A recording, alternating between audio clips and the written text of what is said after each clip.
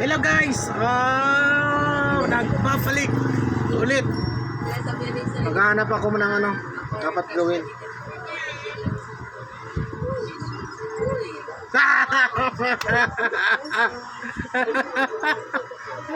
Nandito pala yung katabi ko.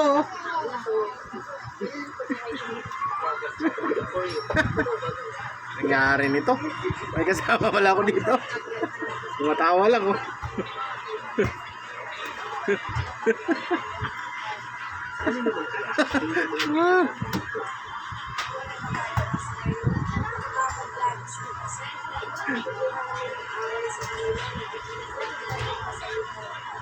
Ano na lang may gagawin kasi ako bukas, may project kasi ako, malaki-laki kasi yun,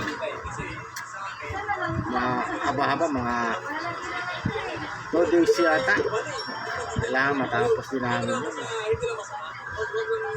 Kasama ko nagawa na yata ngayon yata holiday, may tomorrow ako na naman ang gagawa yata para matapos namin yung project namin din.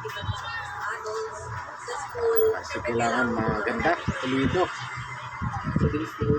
para sinagana na inscription yung boss namin para goods.